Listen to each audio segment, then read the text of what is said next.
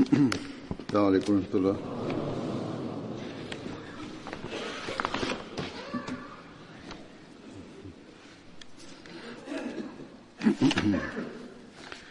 أشهد أن لا إله إلا الله وحده لا شريك له وأشهد أن محمدا عبده ورسوله أما بعد فأعوذ بالله من الشيطان الرجيم بسم الله الرحمن الرحيم الحمد لله رب العالمين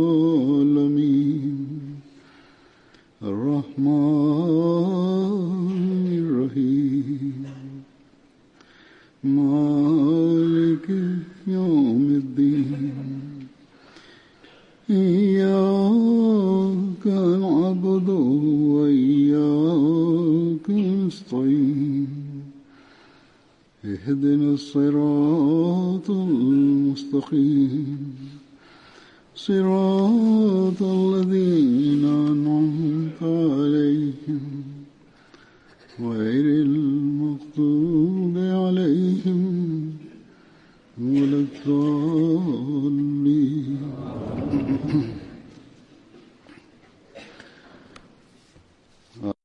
Pour le sermon d'aujourd'hui, j'évoquerai quelques compagnons du saint prophète Mohammed sallallahu alayhi wa sallam ayant participé à la bataille de Badr.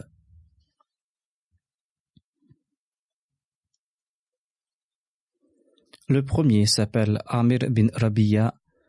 Sa famille était l'allié de Khattab, le père d'Omar radhiyallahu anhu. Amir était le fils adoptif de Khattab et c'est pour cette raison qu'il portait dans un premier temps le nom d'Amir bin Khattab. Le Saint-Coran par la suite a ordonné que les musulmans soient appelés par le nom de leur père biologique. Sur ce, Amir bin Khattab a porté le nom de son père biologique, c'est-à-dire Amir bin Rabi'a. Ceci est un éclaircissement à ceux qui adoptent les enfants de leurs proches.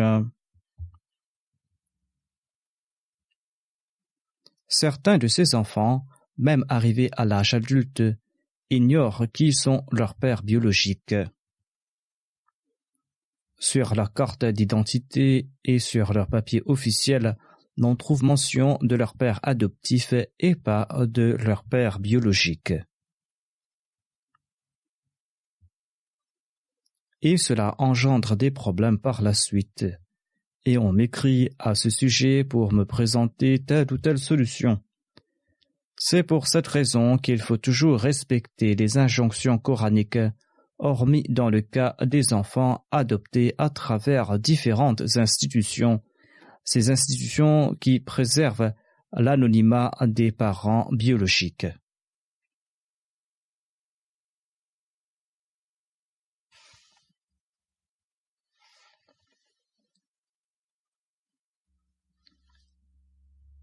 Après cette explication, je présente d'autres points concernant Amir bin Rabi'a. En raison de cette alliance, Omar et Amir bin Rabi'a étaient de très bons amis jusqu'au dernier moment. Amir bin Rabi'a avait embrassé l'islam au tout début. À l'époque où il avait embrassé l'islam, le saint prophète Mohammed lui n'avait pas encore choisi Dar al-Arqam comme lieu de refuge. Amir bin Rabi'a et son épouse Layla bint Hasma se sont rendus en Abyssinie. Par la suite, ils sont retournés à la Mecque avant de se rendre à Médine. L'épouse d'Amir bin Rabi'a était la toute première musulmane à émigrer à Médine. Amir bin Rabi'a avait participé à la bataille de Badr et à toutes les campagnes menées par le saint prophète Mohammed lui. Il est décédé en l'an 32 de l'Hégire et il appartenait au clan Ans. Amir bin Rabia relate qu'il avait entendu le saint prophète Mohammed sallallahu alayhi wa sallam déclarer: lorsque vous voyez un convoi mortuaire et que vous ne souhaitez pas l'accompagner, vous devez quand même vous mettre debout jusqu'à ce que le convoi traverse devant vous, jusqu'à ce que le convoi vous laisse derrière ou que la dépouille soit déposée. Abdullah bin Amir relate que son père Amir s'était mis debout en prière à l'époque où régnaient des dissensions au sujet du calife Othman. Les conflits avaient commencé à l'époque et les gens se moquaient du calife Othman. Amir bin Rabia s'est couché après la prière et dans un songe, on lui a dit de se réveiller et d'implorer Dieu afin qu'Allah le protège de ce conflit. Contre lequel il a préservé ses serviteurs choisis. Amir bin Rabia s'est levé, il a prié, par la suite, il est tombé malade. Et ainsi, il n'a pas pu sortir de chez lui. Et c'est sa dépouille mortuaire qui est sortie de sa maison. C'est ainsi qu'Allah l'a préservé de ses troubles. Amir bin Rabia relate: j'avais accompagné le saint prophète Mohammed lui lors d'une tawaf de la Kaaba. Le lacet d'une chaussure du saint prophète lui s'est cassé. Je lui ai demandé de me l'offrir afin que je puisse réparer cette chaussure. Le saint prophète a déclaré: en ce cas, je vais préférer ma personne à autrui, et c'est là quelque chose qui me déplaît. Ainsi donc, le saint prophète Mohammed lui était très particulier à ce propos. Il préférait accomplir de ses mains toutes les tâches qui lui revenaient. Amir bin Rabia avait réservé un très bon accueil à un invité et il avait intercédé en sa faveur auprès du saint prophète Mohammed sallallahu alayhi wa sallam. L'invité est retourné chez Amir bin Rabia et il lui a dit: j'ai demandé au saint prophète Mohammed lui de m'offrir la meilleure vallée de l'Arabie tout entière. Le saint prophète Mohammed lui m'a offert cette vallée. Je souhaite à présent vous offrir une partie de cette vallée afin qu'elle vous appartienne et afin que vous la léguiez à vos enfants après vous. Amir bin Rabia a répondu: je n'ai point besoin de ce bout de terrain, car aujourd'hui la sourate qui a été révélée nous a fait oublier le monde. Cette sourate se lit ainsi: اقترب للناس حسابهم وهم في غفلة معرضون.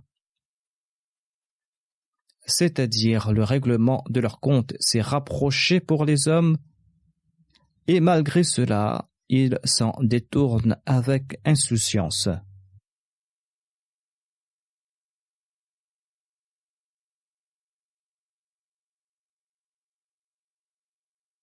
Telle était la crainte que ressentaient ces étoiles étincelantes du saint prophète Mohammed sallallahu alayhi wa sallam. D'ailleurs, c'étaient ces gens-là qui préféraient la foi à ce monde. Amir bin Rabia relate que Zayd bin Amr a dit: je me suis opposé à ma nation et j'ai suivi la religion d'Abraham. J'attendais l'avènement d'un prophète parmi les descendants d'Ismaël alayhi salam, dont le nom sera Ahmad. Mais on dirait que je ne le verrai pas. Je crois en lui et je témoigne qu'il est un prophète. Je témoigne en sa faveur. Si vous vivez à son époque, transmettez-lui mes salutations. Je vous mentionne ces signes qui ne vous seront pas cachés. Il ne sera ni grand ni petit. Ses cheveux seront abondants. Il aura les yeux rouges en permanence et entre les deux épaules, il aura le sceau du prophétat. Son nom sera Ahmad. La Mecque sera le lieu de sa naissance et de son allégeance. Ensuite, son peuple l'en chassera et son peuple détestera son message. Il partira ensuite vers Yathrab. Ensuite, il aura le dessus. Ne vous trompez pas à son sujet. J'ai voyagé partout en Arabie à la recherche de la religion d'Abraham. J'ai questionné juifs, chrétiens et adorateurs du feu. Ils m'ont dit que cette religion est derrière moi et ils m'ont indiqué les mêmes signes que j'ai évoqués. Ils m'ont dit qu'il n'y aura pas d'autre prophète après lui. Amir bin Rabia commente que lorsque le saint prophète Mohammed lui a été suscité, il lui a relaté les propos de Zayd. L'envoyé de Dieu a déclaré par la suite: « Je l'ai vu au paradis où il tirait son manteau. »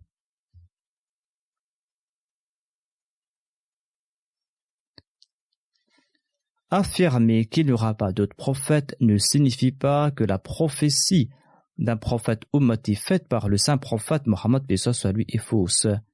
Le saint prophète lui est le dernier prophète de loi. Personne n'apportera de nouvelles charia.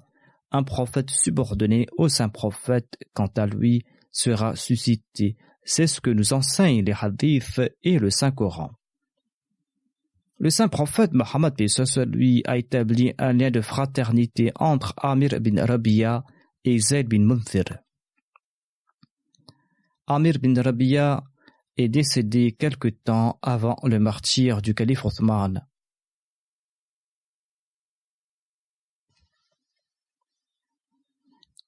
Haram bin Milhan est le deuxième compagnon que je souhaite évoquer.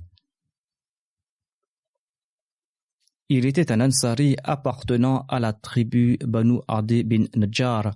Son père s'appelait Milhan bin Malik bin Khalid et sa mère s'appelait Mulaika bint Malik.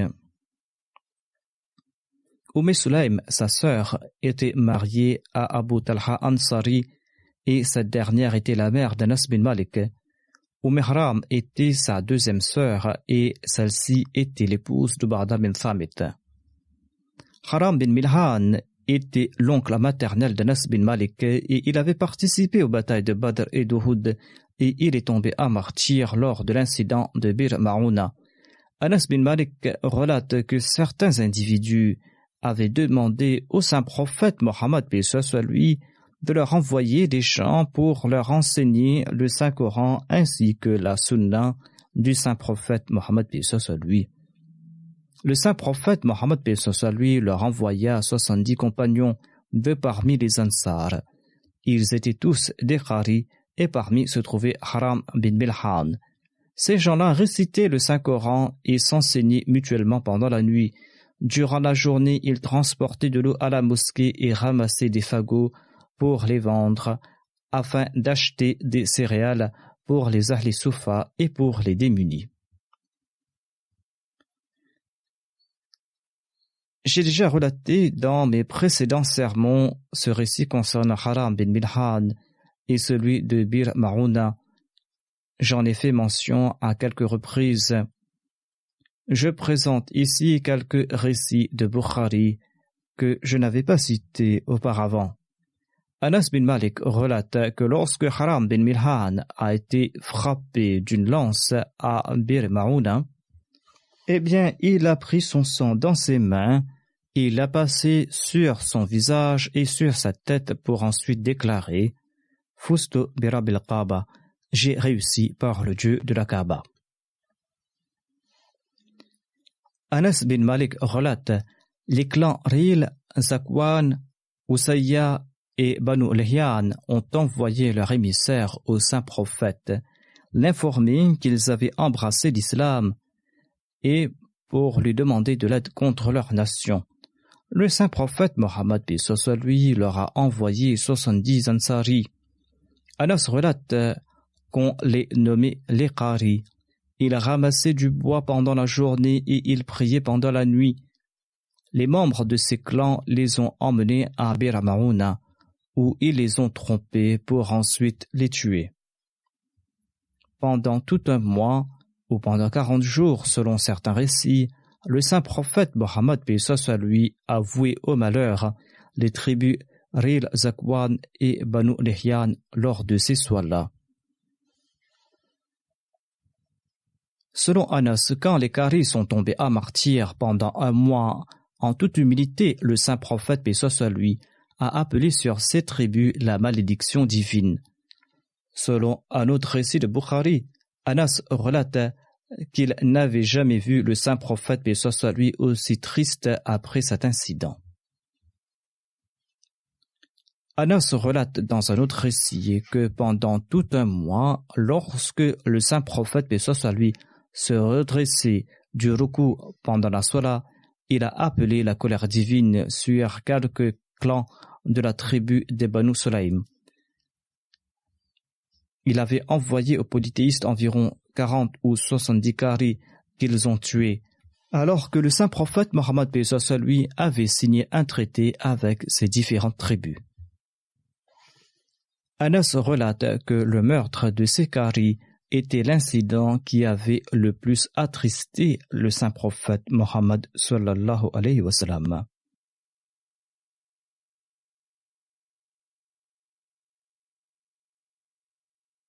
Selon Ibn Hisham, Jabbar bin Salma était présent avec Amir bin Tufail à Bir Marouna. Il a embrassé l'islam par la suite et il relate en ces termes la raison de sa conversion. Il relate: j'ai frappé une personne entre les deux épaules d'une lance qui est ressortie par sa poitrine. En mourant, cette personne a déclaré: Fustu birabil Kaaba, j'ai réussi par le Dieu de la Kaaba. Il a dit: je me suis demandé comment a-t-il triomphé, ne l'avais-je pas tué? Jabbar a déclaré que quand j'ai questionné des gens à ce sujet par la suite, on m'a dit qu'il était content de tomber en martyr. Sur ce, j'ai déduit qu'aux yeux de Dieu, il avait certainement réussi. Il existe des récits aux propos similaires sur 2 ou 3 compagnons. Mériter le plaisir de Dieu était leur unique objectif. Le succès matériel n'était pas leur objectif, et c'était pour cette raison qu'Allah a annoncé qu'il était content d'eux.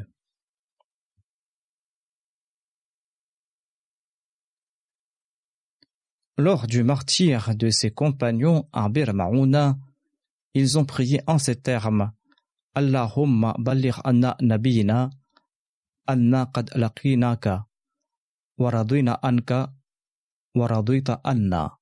C'est-à-dire: ô Allah, informe le saint prophète paix soit lui que nous partons à ta rencontre, nous sommes satisfaits de toi et tu es satisfait de nous. Anas relate: l'ange Gabriel a informé le saint prophète Mohammed paix soit lui que ses compagnons sont partis à la rencontre de Dieu et que Dieu est satisfait de leur personne.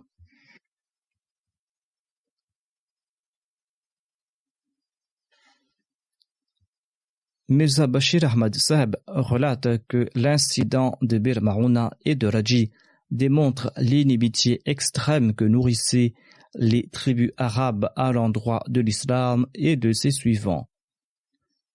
Ils n'avaient aucun scrupule à recourir aux plus vils mensonges et aux plus viles tromperies. Les musulmans, en dépit de la grande vigilance, en raison de leur honnêteté de croyants, étaient parfois victimes de leurs pièges. Ses compagnons, qui ont été tués, avaient mémorisé le Saint-Coran. Ils passaient leur temps à prier dans un coin de la mosquée, à se souvenir de Dieu. Ils vivaient dans le dénuement. Des infâmes les avaient invités sur leur terre pour qu'ils leur enseignent les préceptes de la religion. Or, quand ils se sont présentés en tant qu'invités sur leur terre, eh bien, ces clans les ont tués sans aucune pitié. Cet incident avait fort attristé le saint prophète Mohammed sallallahu alayhi wa sallam. Cependant, il n'a pas pris les armes contre les tribus coupables de ces exactions à Raji et à Bir Marouna. pendant 30 jours, tous les matins, lors de la prière, en larmes, le saint prophète Mohammed paix soit lui a appelé sur les clans Ril, Zakwan, Asiya et Banu Lihyan à la colère divine en ces termes. Il a prié en ces termes: Ô notre Seigneur, aie pitié de nous et arrête les mains des ennemis de l'islam, ces ennemis qui veulent effacer le nom de ta religion et qui font couler le sang des musulmans innocents de manière impitoyable. Aujourd'hui encore, il est essentiel d'implorer l'aide de Dieu à travers la prière afin d'arrêter la main de l'ennemi. C'est Allah lui-même qui arrêtera ces gens et c'est lui qui nous facilitera la tâche. Sa'd bin Khawla était un autre compagnon du saint prophète Mohammed sallallahu alayhi wa sallam. Selon certains récits, il était l'esclave affranchi d'Abi Roham Abdul Izza Amri. Il était parmi les tout premiers musulmans et il s'était exilé en Abyssinie à 2 reprises. Sa'd bin Khawla avait logé chez Kulthum bin Hadam quand il est parti à Médine. Selon Ibn Ishaq, Moussa et Uqba, Sa'd bin Khawla faisait partie de ses compagnons de Badr. Il avait 25 ans lorsqu'il avait participé à Badr et il était présent lors des batailles d'Uhud, du Fossé et lors du traité de Hudaybiyah. Sa'd bin Khawla était le mari de Subayya Aslamiya et il est décédé lors du pèlerinage d'adieu du saint prophète Mohammed sallallahu alayhi wa sallam. Son enfant est né quelque temps après son décès. Le saint prophète Mohammed paix soit sur lui a conseillé à sa veuve: tu peux te marier avec la personne de ton choix après la naissance de cet enfant. Tous les biographes, hormis Tabari, affirment que Sa'd bin Khawla est décédé lors du pèlerinage d'adieu. Selon Tabari, il serait décédé avant cet événement.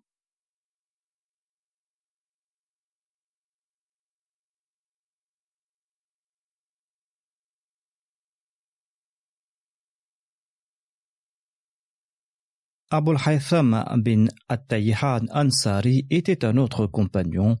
Son nom d'emprunt était Abul Haytham.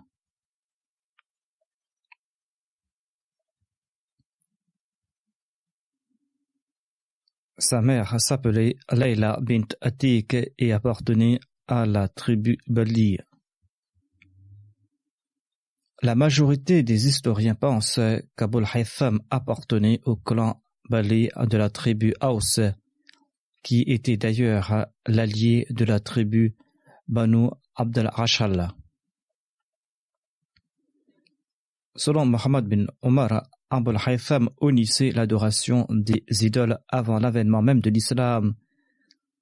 Il n'adorait pas les idoles avant l'avènement de l'islam. Asad bin Darara et Abdul Haytham croyaient en l'unicité de Dieu et ils étaient parmi les tout premiers Ansari ayant embrassé l'islam à la Mecque. Selon certains, avant le premier serment d'Aqaba, Asad bin Darara et 6 autres personnes sont retournés à Médine après leur conversion à la Mecque. Ils ont invité Abul Haytham à l'islam.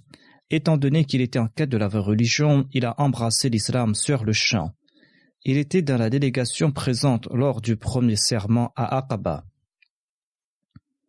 Une fois à la Mecque, il a prêté le serment d'allégeance sur les mains du saint prophète Mohammed sallallahu alayhi wa sallam. Mirza Bashir Ahmad Sahib, dans sa Sirat Khatam an-Nabiyyin, relate ce qui suit à ce propos.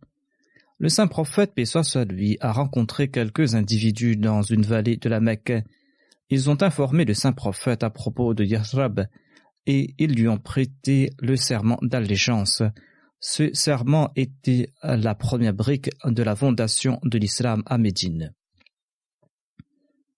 Étant donné que le djihad par l'épée n'était pas encore obligatoire, les conditions de ce serment d'allégeance étaient similaires à celles concernant les femmes après la promulgation du djihad, c'est-à-dire que les nouveaux musulmans promettaient de croire en l'unicité de Dieu, de bannir le polythéisme, le vol, l'adultère, le meurtre, la calomnie et d'obéir au saint prophète paix soit sur lui en toute bonne chose.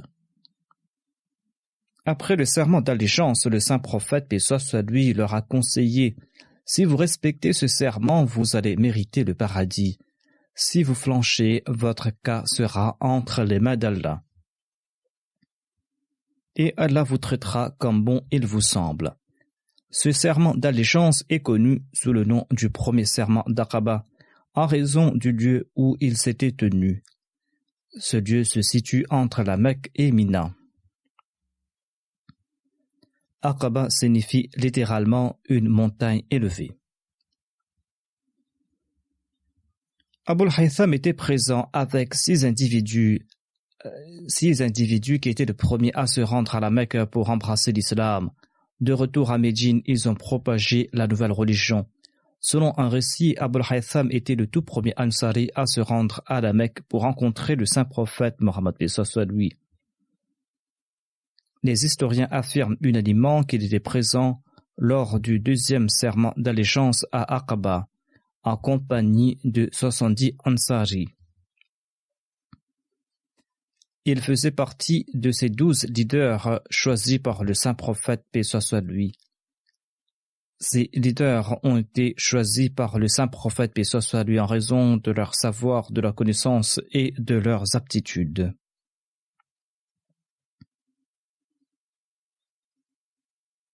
Selon un hadith, Abul Haytham a informé le saint prophète, paix soit lui, lors du serment d'allégeance que les Médinois avaient conclu des pactes avec certaines tribus.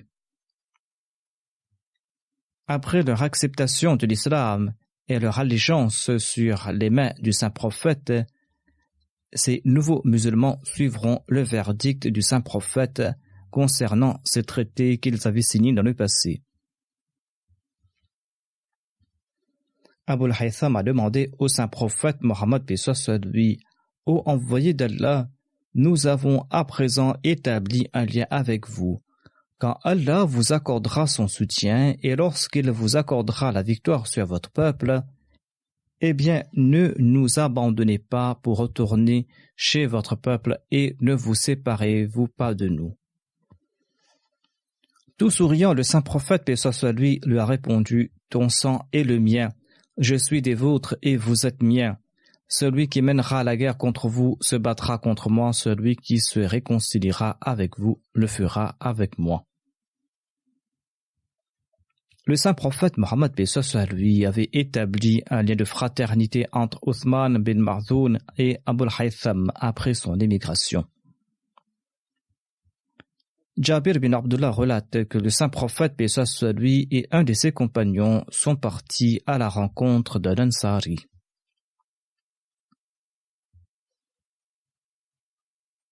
Le saint prophète Mohammed, paix soit sur lui, a demandé à cet Ansari: offre-nous de l'eau préservée la veille dans une outre, sinon nous allons boire de l'eau directement d'ici. En effet, l'eau coulait là-bas et cet Ansari était en train d'arroser son jardin. Il a répondu: ô envoyé d'Allah, j'ai de l'eau préservée de la veille, veuillez s'il vous plaît vous rendre à la hutte.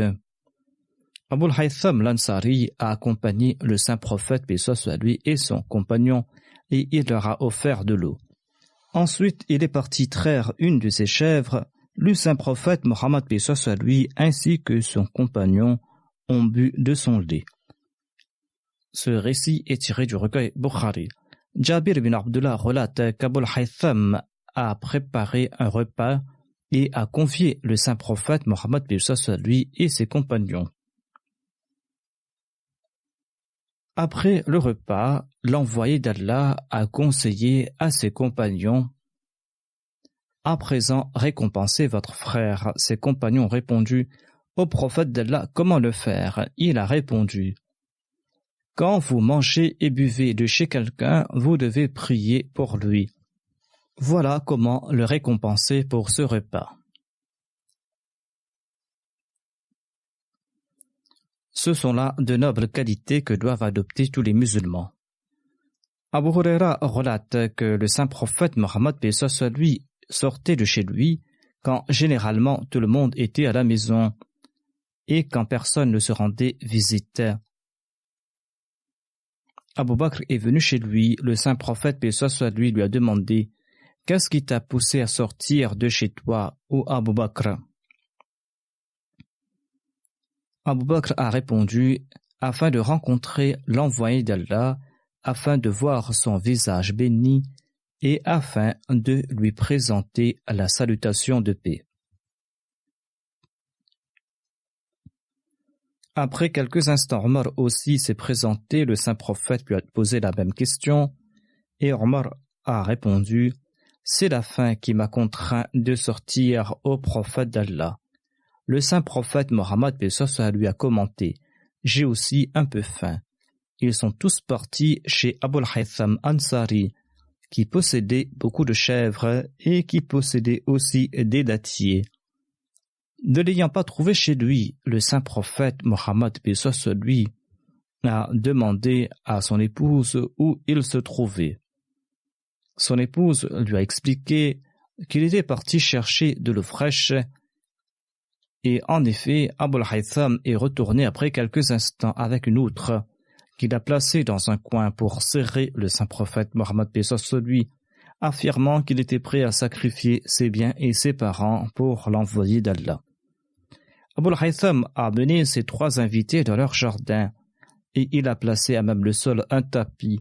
Il s'est empressé dans son jardin d'où il a rapporté toute une grappe de dattes mûres et vertes. Le saint prophète, paix soit lui, lui a demandé « Pourquoi n'as-tu pas choisi des dattes mûres au lieu d'apporter toute une grappe ?»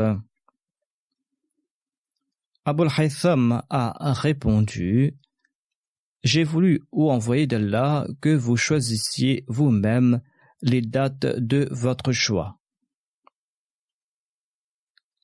L'envoyé d'Allah, Abu Bakr et Omar en ont mangé et ils ont bu de son eau.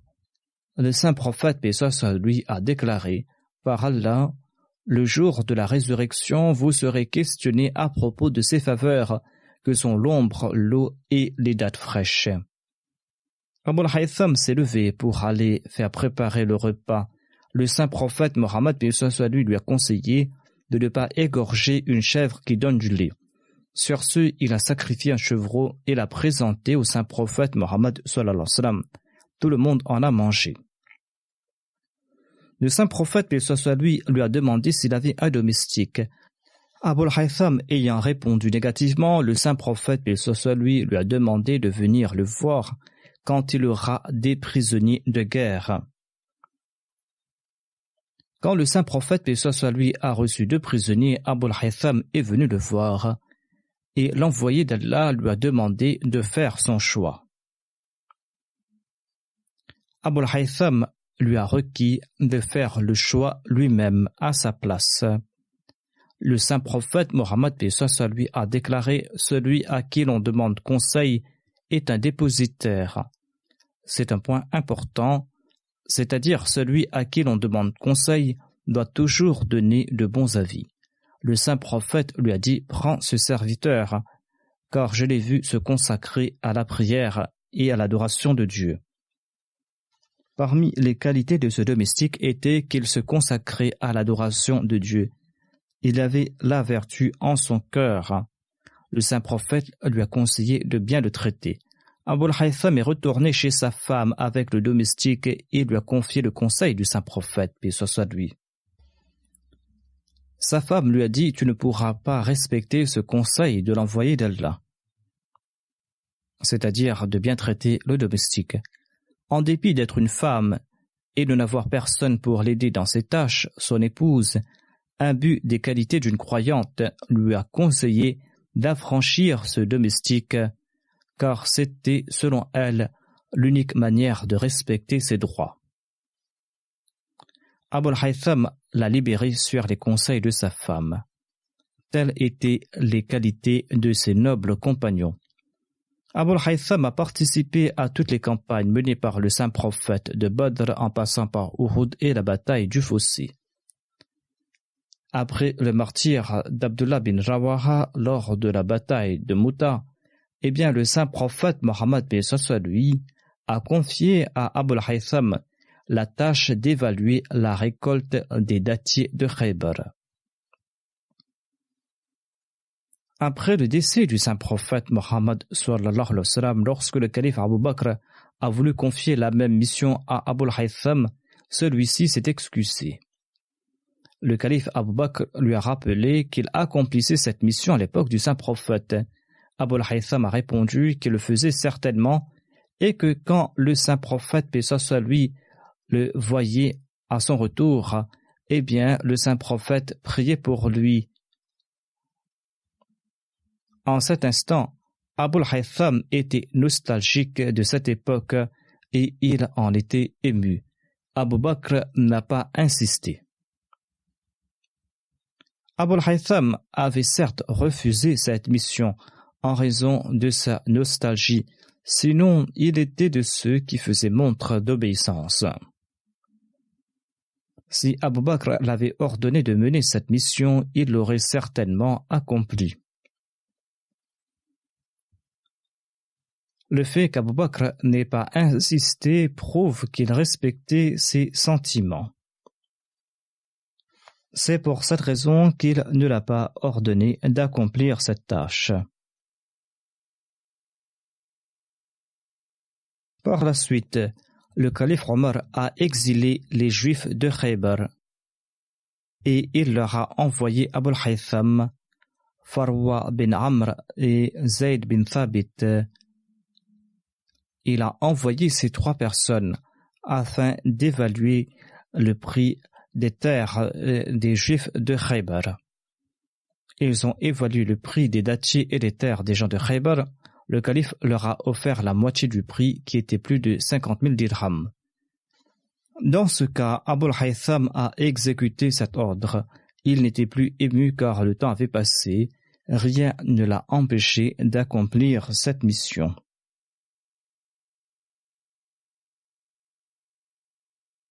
Abul Haytham relate que le saint prophète Mohammed sallallahu alayhi wa sallam avait déclaré que celui qui présente la salutation Assalamu alaikum reçoit 10 récompenses en retour. Celui qui dit Assalamu alaikum wa rahmatullah reçoit 20 récompenses et celui qui dit Assalamu alaikum wa rahmatullahi wa barakatuhu reçoit 30 récompenses en retour. Les avis divergent sur la date du décès d'Abul Haytham. Certains disent qu'il est mort à l'époque du calife Omar, d'autres affirment qu'il est décédé en l'an 20 ou 21 de l'Hégire. D'autres disent aussi qu'il est tombé en martyr en l'an 27 de l'Hégire en combattant aux côtés d'Ali lors de la bataille de Siffin.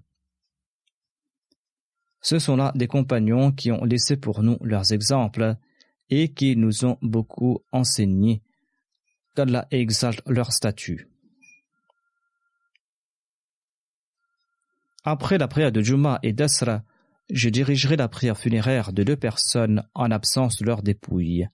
La première est celle de Saibzada Mirza Majid Ahmad, fils de Mirza Bashir Ahmad. Il est décédé le 14 août dernier à l'âge de 94 ans. Inna lillahi wa inna ilayhi raji'un. C'est à Allah que nous appartenons et c'est à lui que nous retournerons. Il avait subi une opération cardiaque aux États-Unis en l'an 2000 et il était atteint de paralysie et il était alité depuis cet incident. Le défunt était né le 18 juillet 1924 à Qadian. Il avait pour parents Mirza Bashir Ahmad Saab et Sarwar Sultana Begum Sahiba, fille de Ghulam Hassan Sahib Peshawari. Le défunt avait débuté ses études à Qadian et il a passé son baccalauréat au lycée Talim Islam de Qadian. En 1949, il a obtenu son diplôme de master en histoire au Government College de Lahore avec une excellente moyenne. Lorsqu'il a obtenu son diplôme, les gens ont félicité Saibzada Mirza Bashir Ahmad Sahib.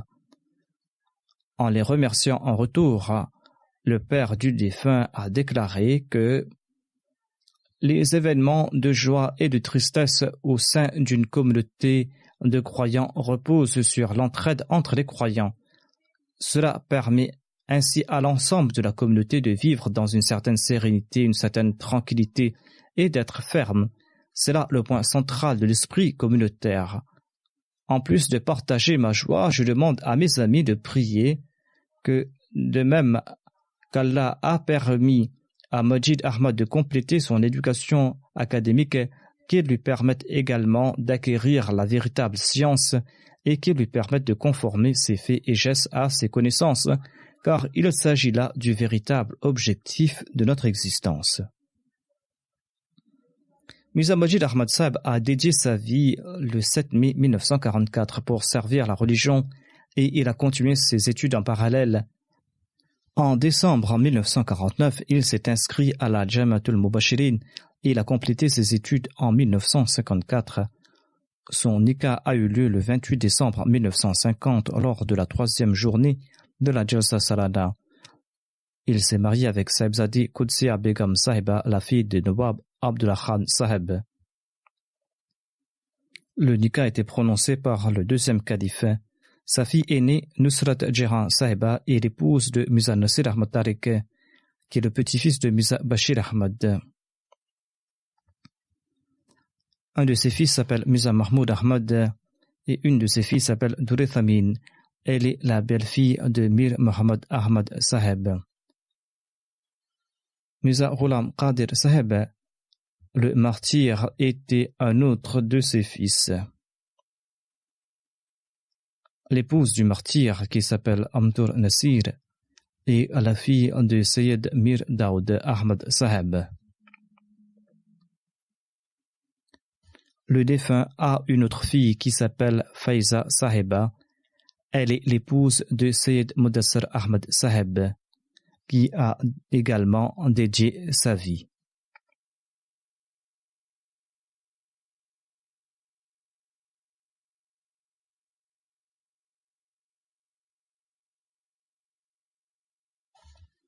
En juillet 1954, Sahibzada Mirza Majid Ahmad a obtenu son diplôme de Shahid. Sa première affectation a eu lieu le 20 septembre au lycée Talim Islam à Rabwa. Le 4 novembre 1956, il a été envoyé à Kumasi au Ghana en tant que proviseur de lycée. Le 24 décembre 1963, il est revenu au Pakistan et en avril 1964, il a été affecté de nouveau au lycée Talim Islam, un collège. Par la suite, ce lycée a été nationalisé à l'époque de Bhutto et le défunt a démissionné en avril 1975 et il a informé l'Anjuman qu'il avait dédié sa vie. Le 3 juillet 1975, il a été nommé vice-superviseur de l'éducation et en 1976, lorsque le 3e calife est parti en tournée aux États-Unis et en Europe, Mirza Majid Ahmad Saheb l'a accompagné en tant que secrétaire privé. En 1978, il a été nommé vice-superviseur général et en 1984, il a pris sa retraite. Son beau-fils, Sayyid Mudassar Ahmad, écrit « Le défunt a traduit une partie du livre Siratul Mahdi en langue anglaise. Il écrivait régulièrement des articles dans le journal Al-Fazal. Ces articles ont été publiés dans la forme d'un ouvrage. Il adorait lire. Il passait une grande partie de son temps dans la bibliothèque. Je l'ai moi-même vu dans la bibliothèque souvent. » Sabru Amtul Nasir, veuve du martyr Mirza Ghulam Qadir, écrit que le défunt était très aimant, possédait de grandes qualités, il faisait preuve d'un grand amour envers ses petits-enfants, il était sincère et généreux. L'une de ses grandes qualités était de pouvoir s'adapter à des personnes de tout âge. Il devenait tel un ami, aussi bien pour les enfants, pour les adultes que pour les jeunes.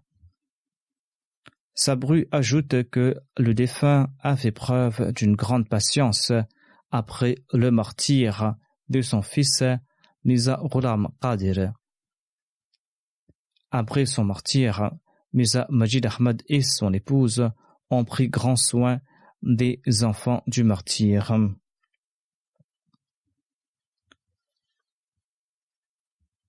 En dépit du fait qu'il était malade depuis une longue période, il a fait preuve d'une grande patience et il était très courageux. Il n'était pas du tout colérique. Le défunt a toujours fait preuve de sincérité dans toutes ses relations. Il prenait aussi grand soin de ses employés. Son gendre, Mirza Nasir Ahmad, écrit ceci. Mirza Majid Ahmad avait un avis réfléchi sur tout. Ses avis et ses points de vue étaient tranchés et ne suivait pas les opinions reçues en vigueur.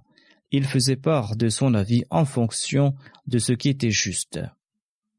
Qu'Allah fasse preuve de pardon et de miséricorde à son égard, et qu'il permette également à ses enfants de perpétuer ses bonnes œuvres, et qu'il fasse qu'ils soient toujours attachés au califat et à la Jamaat. La deuxième prière funéraire sera celle de Sayyida Nassim Akhtar Sahiba, qui était l'épouse de Mohammad Yusuf Sahib. Elle était membre de la Jamaat d'Amba Nouria Sherupura. Elle est décédée le 27 juillet 2018. Inna lillahi wa inna ilayhi raji'un. Elle était la petite fille du compagnon du Messie premier d'Islam, Hazrat Wali Muhammad Sahib, et la fille de Qaziddin Muhammad Sahib.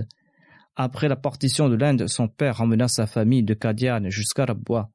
Après son mariage, elle a vécu dans le village Amba Nouria, où elle a eu l'opportunité de servir à différents postes au sein de la Jamaat. Elle a servi en tant que présidente régionale de l'Ajna pendant 18 ans. Elle était régulière dans ses prières et ses pratiques religieuses. Elle était soucieuse des pauvres, elle était exemplaire dans son comportement. C'était une dame très simple, humble, et elle était très sincère. Elle lisait régulièrement le Saint-Coran avec sa traduction, et elle tentait d'y conformer ses moindres faits et gestes. Elle enseignait la lecture du Saint-Coran aux enfants, et de nombreux enfants Ahmadis et non-Ahmadis ont appris à réciter le Saint-Coran grâce à elle. Son fils est missionnaire au Mali, en Afrique de l'Est. Lorsqu'il a été affecté en Afrique de l'Est, l'épidémie d'Ebola sévissait en Afrique. Un non-Ahmadi a demandé à sa mère pourquoi est-ce qu'elle est en train d'envoyer son fils là-bas en de telles circonstances en raison de cette épidémie. La défunte a répondu aussitôt: « J'ai dédié mes deux fils pour la cause de Dieu. Ils sont tous deux missionnaires. Je les ai dédiés dans la voie de Dieu après avoir beaucoup prié.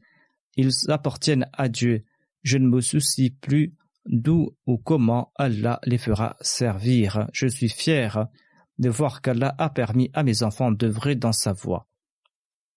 Et je dirai également à mes enfants que si Allah vous a donné l'occasion de servir dans sa cause, ils doivent toujours être fidèles à Allah et à leur waqf. » La défunte faisait partie du système d'Al-Wasiya. Son fils Nasir est missionnaire au Mali et son deuxième fils Ansar Mahmoud est missionnaire au Pakistan. Son fils qui est au Mali n'a pas pu participer à ses funérailles. Qu'Allah exalte son statut, qu'il accorde patience aux membres de sa famille et qu'il permette à sa descendance de perpétuer ses bonnes œuvres.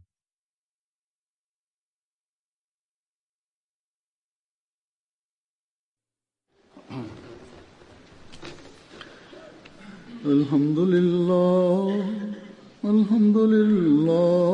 nahmaduhu wa nasta'inuhu wa nastaghfiruhu wa nu'minu bihi wa natawakkalu alayhi wa na'udhu billahi min shururi anfusina wa min sayyiati a'malina.